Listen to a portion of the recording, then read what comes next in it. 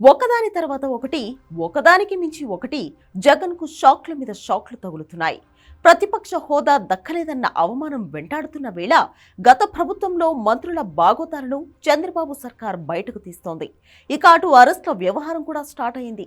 మాజీ MLA Pinnelli jail ఊచరులెక్కిస్తున్నారు.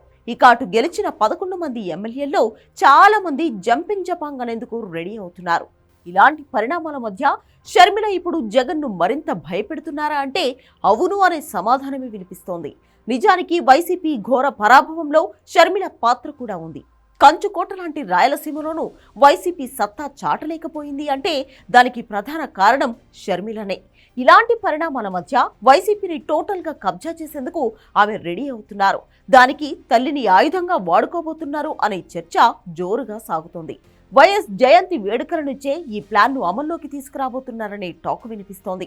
ఈ వేడుకలకు కాంగ్రెస్ పెద్దలు సోనియా, రాహుల్, ప్రియాంకతో పాటు తల్లి విజయమ్మను కూడా ఆహ్వానిస్తున్నారు షర్మిల.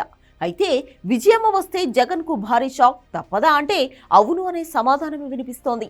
షర్మిల నిర్వహించే వైఎస్ జయంతి కార్యక్రమం సక్సెస్ అయితే వైసీపీ మనుగడకే ప్రమాదమనే అభిప్రాయాలు వినిపిస్తున్నాయి. ఈ కార్యక్రమంలో జగన్ తల్లి వైఎస్ సతీమణి విజయమ్మ పాల్గొంటే వైసీపీకి అది పెద్ద దెబ్బగా మారడం ఖాయం.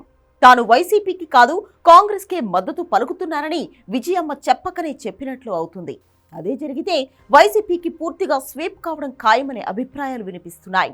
నిజానికి కొంతకాలంగా షర్మిలకే విజయమ్మ మద్దతుగా నిలుస్తున్నారు. ఎన్నికల సమయంలో అమెరికా వెళ్లిపోయిన ఆమె అక్కడి నుంచి షర్మిల కోసం ఓ వీడియో రిలీజ్ చేశారు. షర్మిలను గెలిపించాలని కోరారు. ఆ ఎఫెక్ట్ ఎన్నికల్లో స్పష్టంగా కనిపించింది.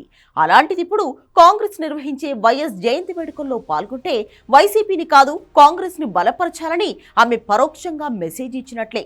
అదే జరిగితే వైసీపీ ఎండుకు బీజం పడినట్లే అనే టాక్ వినిపిస్తోంది. మరి ఇలాంటి పరిణామాల మధ్య విజయమ్మ ఆ కార్యక్రమానికి హాజరవుతారా లేదా అన్నది ఇప్పుడు $1 మిలియన్ ప్రశ్నగా మారింది.